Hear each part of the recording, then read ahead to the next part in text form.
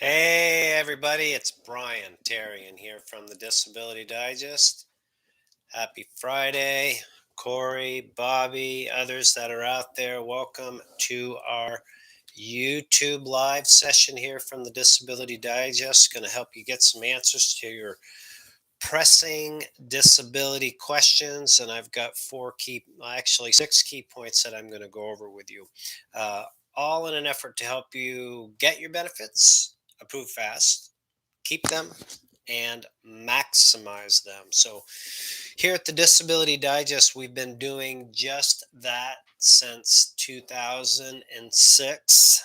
It seems like, wow, that's flew by.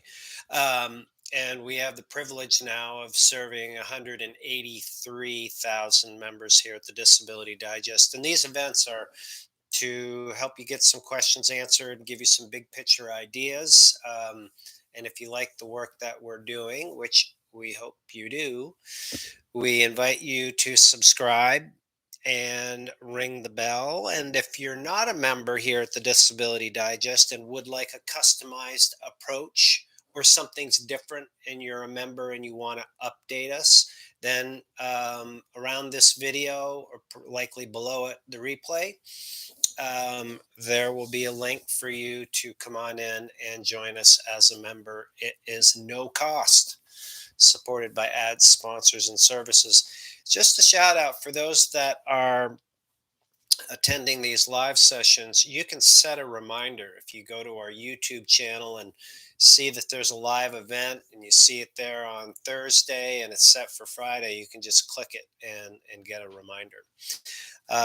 So keep the questions coming in. I will take some time to answer those. I want to cover a couple of questions that have been presented this week.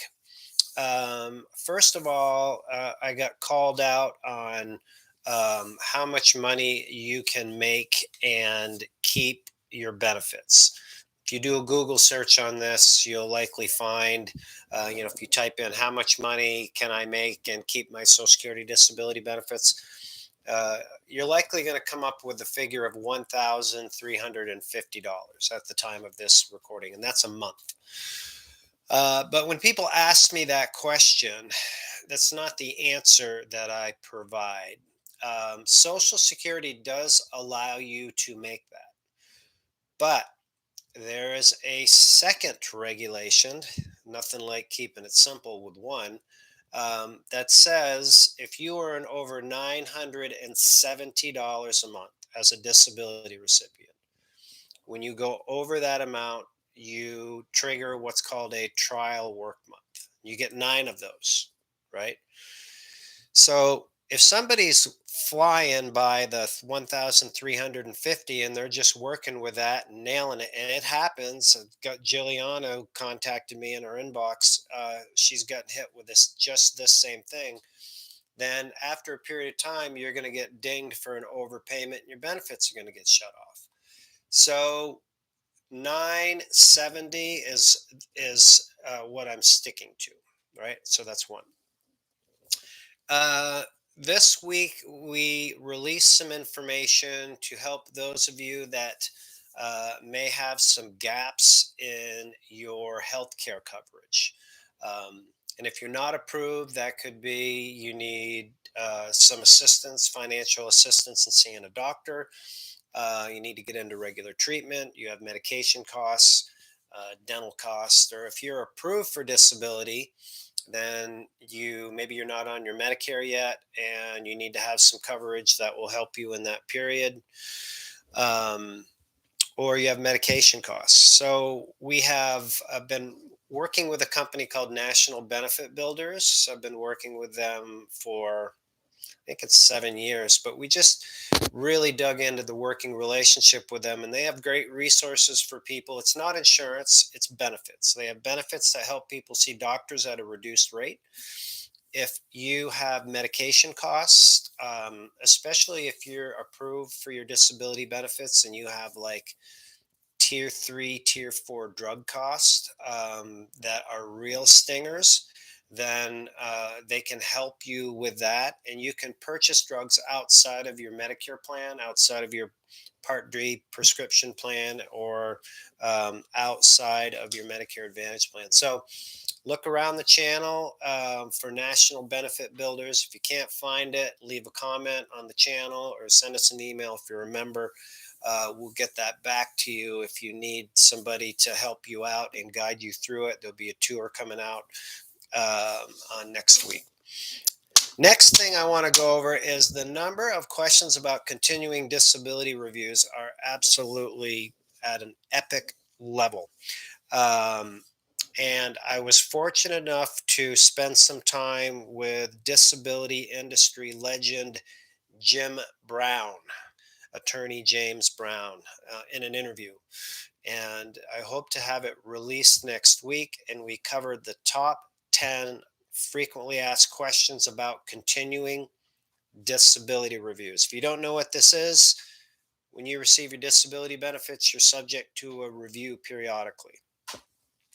And Social Security is doing the most amount of reviews that they've ever done, and they're reviewing people to make sure that they, in their opinion, still qualify for their benefits. So have a look for that. Snippets of it will be released on the YouTube channel. If you're a member, you'll get the full meal deal, including why they happen, how to prepare, how to go through the forms and fill them out, the short form, the long form. If you get stuck and you need legal assistance and you are not in our benefit protection program here at the Disability Digest, which means you're going to have to pay for legal assistance, we have found some competent legal assistance to help you get your benefits turned back on.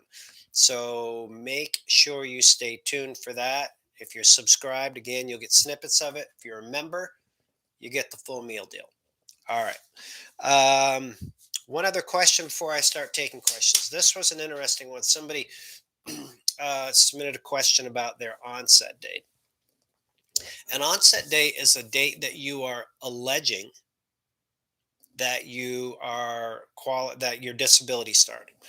So if somebody, for example, filed an application today, but they had an event that happened 6 months ago, like a stroke or a back injury or something like that, that's a definitive date that your onset date happened. And this individual was like, I'm not sure what my date is. Should I put in when I last worked, or should I put in when I went to the doctors and I had this, or should I just guess? Two things on this. One, don't guess. Because if you don't get it right, it's a credibility issue. And maybe your medical records show one thing and you guessed at another. It might be an innocent mistake. But this is a legal type case where you're arguing evidence and you want to make sure you get it right. So that's one. Two is you should really dig into this and think about it. Like, when did your condition stop you from working? That's really what the question. When can your medical evidence support that? And you want to go back as far as you possibly can, because every month you go back, you can get your back benefit check. So getting this right is really important. So if you applied today and you've been out of work 2 years, as an exaggeration, and you said today is my onset date, then you sacrifice all of that back pay. Expensive. All right. Let's get into the questions. I'm going to go with the most challenging one first. I think it was from Bobby. He put in here a question about a grid rule. Here it is. What are the grid rules for an applicant 54 years old with a GED, no special skills, veteran from the military, former correction officer? It's a great question. And for me, with grid rules, I mean, here at the Disability Digest, I'm not saying this as an excuse.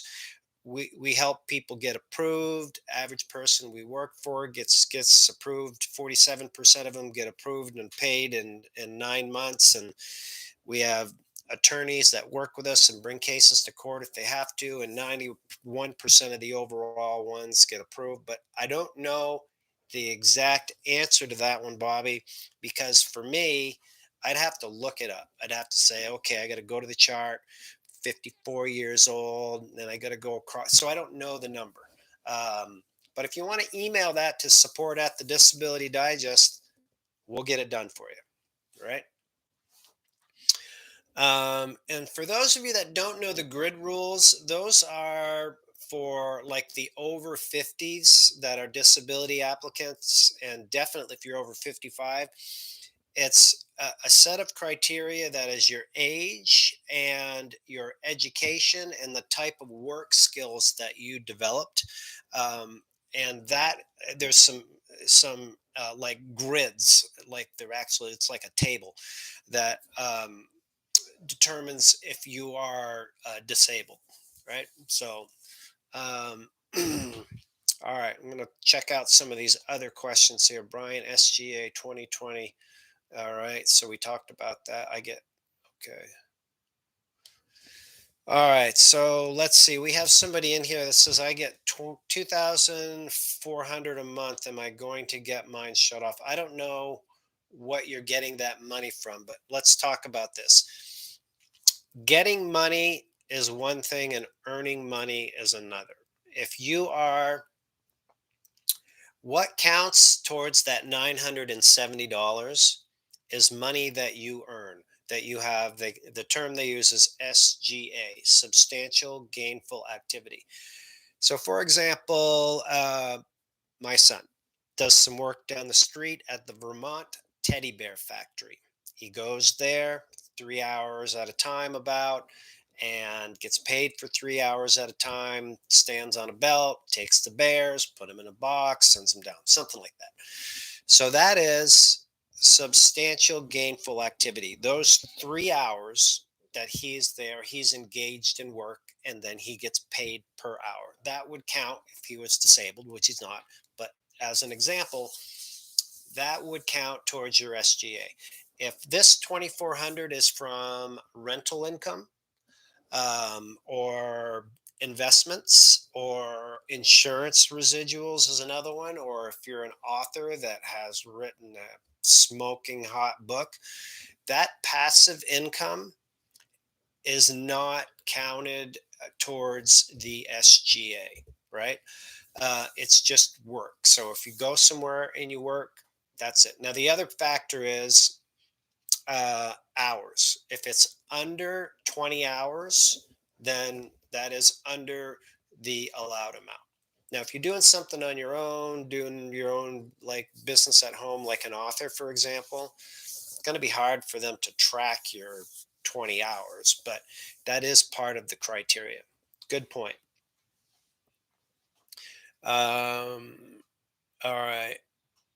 Let's look here. Applied in November, just got 3369 and 3373. DDS told me they have until April 2nd to make a medical decision. Does that sound right? What to expect from now? Well, these forms that you received, I don't know if you have them filled out or not, but these are really important. One is your adult daily living activities, and the other one is your work history. Um, and we have answers we have the answers on how to fill these out at the Disability Digest. When you join us as a member, which is no charge, we provide you with a two-part strategy to get your benefits approved fast. One is a do-it-yourself, which is a disability approval course that has step-by-step directions to what to do and what not to do, and it's put together with industry experts. This particular segment was done in an interview with attorney Carl Osterhout, and he explains how to answer each question, the exact words to use, and where to put comments or no comments, and all of that. And the reason why it's important is you don't want to be misleading. You don't want to answer questions so they can be interpreted the wrong way. So, for example, if you're asked if you vacuum and you put yes, that could mean to somebody you vacuum all the time. But if you only vacuum sometimes when I feel well, about twice a month, that's a different answer. Okay. So that's one thing I would do. Now, the other key point on these is the questions you'll be asked in those. If your case goes to a hearing, you're going to be asked the same questions, different variation, Judge will mix them up. He'll change the order, but he's going to ask you very similar questions. Do you manage your finances? You prepare meals? What's a day like? All that stuff. So you want to make sure you get it right, because if you answer it one way at this stage and then you get into court and your answer is not consistent, you have a credibility issue. All right. So, key point. And if you remember, which I don't remember if you are or not, because I can't remember everybody's name. Wish I could, but I can't. Then just contact us at support at the Disability Digest, and we'll make sure you get the directions to fill these out. All right. All right. Worked at a big three, got a 5 years, actual retirement. Okay. Retirement income doesn't count towards your SGA. You already earned that. And yeah, sounds like you had a great job.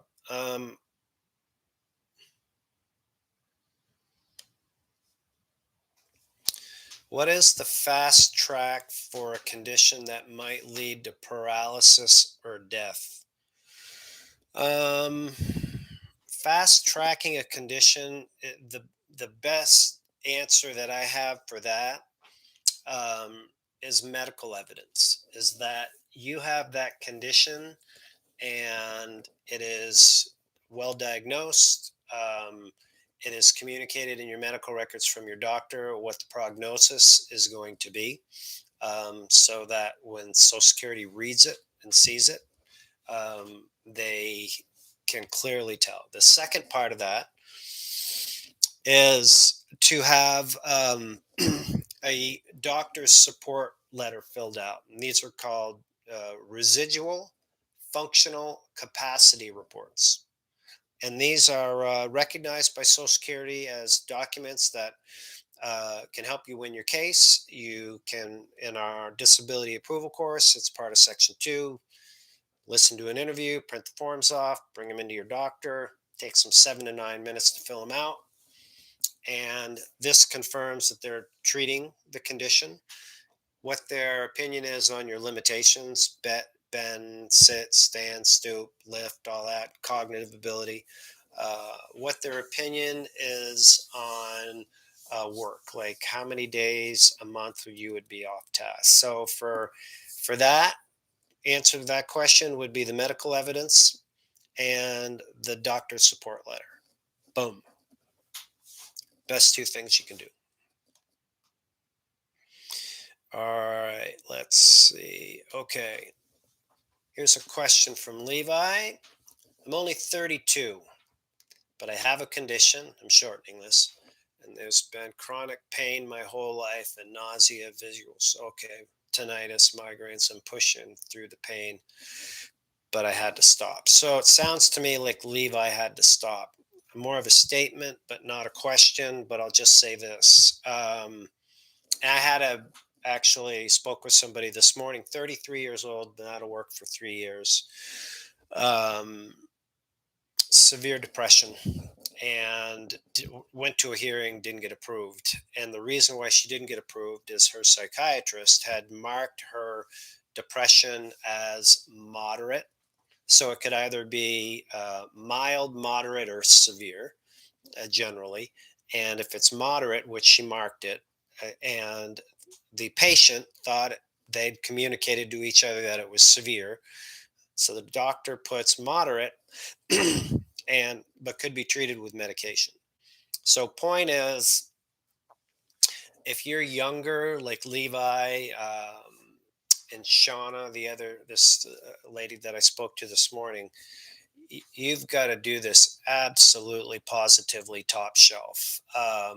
And top shelf means getting your evidence in line, getting the treatment with your doctor, and learning from the course that we provide you how to communicate with your doctor in each one of your, now they call them 7-minute visits. And this is for those of you that are approved. You want to make sure you're communicating your limitations in each and every visit. Bring in a piece of paper. List the top 5 things that you cannot do, that are limited by your conditions, despite the fact that they're treating you. Maybe you can't sit, stand, bend, stoop. Maybe you're having sleeping challenges, which affects your cognitive ability. But Levi, it sounds like you just kind of gut out of work. Evidence. You want to start building your evidence, and you should do this, even if you're working full time. If there's people that are out there and they're still struggling with it, that's a great time to start, because the the better your evidence is, the more easier it is for Social Security to understand. The faster you can get approved, the faster somebody could help you get approved, or you could do it on your own. All right. Um, some good questions here today, folks. If you just joined us, welcome to put your question in. I'm going to do my best to answer it. I've given value I feel the most, except Bobby got me stumped. I don't know specific grid rules. Good for you, Bobby. I don't want to get too soft. Um, let's see. Okay. I applied for disability in June. It says I'm at 79% complete.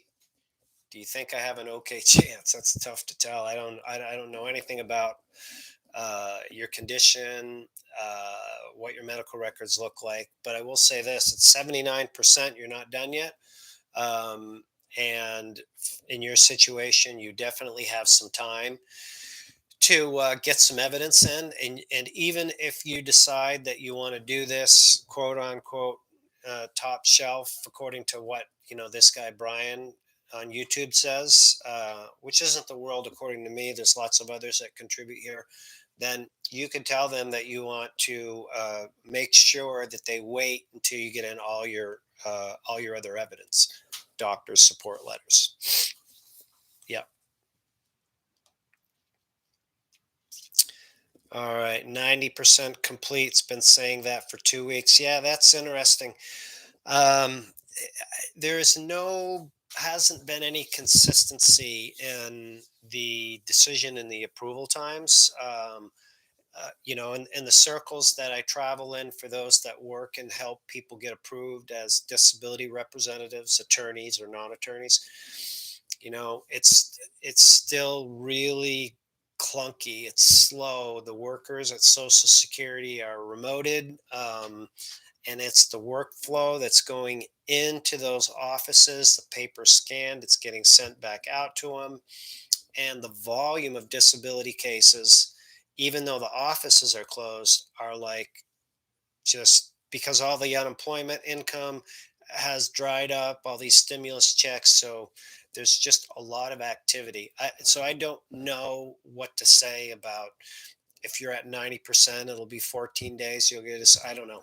I don't know. So haven't been for a medical exam. Okay. Well, listen, not everybody goes for a medical exam. It's like 70% go to a medical exam. But if you do go to a medical exam, make sure you follow the 6 tips that we provide you, um, to make sure that you nail that piece of it. Okay, do you know anyone who has done their CDR online? Uh, and yeah, for sure. So there's 2 ways CDRs are being done. I know this because I just did the interview last week with Attorney Brown. Um, there is the long form, which is not done online, and that's more in depth, and that's mailed, and you fill it out, you send it back. The short form is done online. You can fill it out online, doesn't take very long. It's a short form. So, yeah, a lot of people have, those that have gotten the short form do it online. I don't know if the short form actually exists in a paper format. I expect it does, but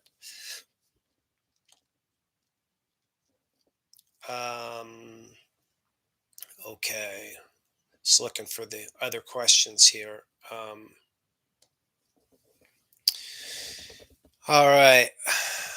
This says, thank you for all that you do. I appreciate that. So you folks keep me going. I'm grateful for you as well. Age 36 with mental health issues, working 2 jobs. What are the chances of getting approved for a disability? Um, it's really difficult for me to answer these because there's so many variables that determine the approval. It's not the conditions that people have. It really isn't, and that's the first thing that we hear. And I'm not saying this because it's the wrong answer. It's just uh, what our mindset is programmed to think about. Um, and when people, one of the things that we communicate to people when they're going through the process in our course is how to communicate that you are disabled in 2 sentences or less. And most people that haven't been trained in doing this will say, I've got depression and anxiety and PTSD and high blood pressure because I'm always frantic and something like that. But that's unfortunate, but it's not what is going to help you get your benefits or keep your benefits when you go through a CDR. Hang with me on this one, folks. This is really important. It's the limitations from those conditions. It's what you are not able to do as a result of you having conditions that are being treated, right? And you still have these limitations. So if the question was spun to me and saying, I'm not able to sit for more than 15 minutes, I'm not able to stand for more than 15 minutes, I've had my vertebrae fused L2, 3, 4, and 5. I've got arthritis. I've got degenerative disc disease. You know, that's something that's a little clearer to understand when you communicate. So when you're doing this and you're going through the approval process or starting it, get your disability elevator pitch down, and why you cannot work. And that's one thing that you'll learn in the interview that I did with Attorney Brown is how to prepare, how to understand your situation and clearly communicate it. Okay. Good question. So, if you're still working, I don't know if you have disability income protection or how much longer you can work, but one of the things that I want to give a shout out and just let everybody know is that if you're trying to get your disability benefits approved, especially in your 30s, right? The chance of you getting approved at an initial application or the next appeal level, which is reconsideration, are low. National average is 32. The ones that we work on are 47. But if you're young, your case is going to go to a hearing. So that's like 28 to 33 months out there. So if you or anybody that you know out there is, um, you know, unfortunately thinks something might happen, they have a condition, or just for general income protection, they should really get a plan in place to survive that wait. That's where the most damage happens. People are out of work. They've got that 3 year wait. They really don't have a good chance of winning early because of their age, because you need to prove you can't do any job. And Social Security looks at somebody in their 30s and they're like, oh my God, I got to pay this person all this money. They're going to have to work for it. Right. So those are a few tips. If you're still working and you can get income protection, if you don't have it, I definitely take advantage of doing that. Okay. So then you'll have a check when you get out of work to pay your bills and health insurance and house, car, whatever, pets. All right. A good time for a couple more here. Oh, here's a good one. This is from Parker. What are the odds of being approved for Social Security disability if a federal district lawsuit against SSA is won and remanded back to the same? Actually, I thought I had a handle on that question, but I don't know the answer to this one. I don't know. There's more that I would need to know in order to make that. But thanks for bringing the question up. But I will say this: if your case goes to a hearing and it's denied, right? Judge says sorry, denied. You can appeal that. It's called the Appeals Council. And the premise of that is that there was, for example, there was evidence in the case that the judge didn't interpret properly that clearly pinpointed that I was disabled. And I want to have the judge, I'm appealing this, I want to have the judge look at it again. He made a mistake. right? That's one good example. Um, Chances of winning that, not so good, somewhere around 12%. If you get denied there, then there's another level of appeal. It leaves the Social Security court and it goes to a federal court appeal. Um, and so that's what the federal court concept is. And then, the chances of getting approved there, um, I'm not sure exactly what they are, but I'll say they're around the same. It's like, 10 or 12%. Neither one, the appeals council or the federal, are like a hearing where it's 50, 60%, depending on the judge. All right. Um, Thank you. Is there a way to upload more documents to my SSA profile? Well, good question. When you, I don't have one around here, but y when you start the disability approval process, they send you a welcome package. And that welcome package has a barcode on it. And it's not clearly explained, but if you can go back and look and find something with a barcode on it, and you can scan it and then submit it that way. That would be the best way to do it. I don't know about uploading if you're doing this case on your own, but you can send it in with the barcode. And of course, send everything, make copies of it, send it so that they have to sign for it. And make sure that it gets there and it gets delivered. Um, okay. All right, let's see. This is one from Felicia. I am 51, born with scoliosis and a number of undermining problems. I'm on medical leave since July, applied last month. Um, is there a right time to terminate my job? Hmm. Well, so you're still technically working, but you applied. Um, I'm not sure. There's two ways to go with this. If you're out of work and you applied and you're still on the books at work, then I would say get paid as long as you can. Some people have sick leave, vacation time, all of that you can collect because uh, it's something that's owed to you. You're not working to collect it, right? If you have applied for disability and you're still working full time, then you're going to be over the allowed amount for income. Your case would be denied. So those are two bits of information based on what I know in your situation.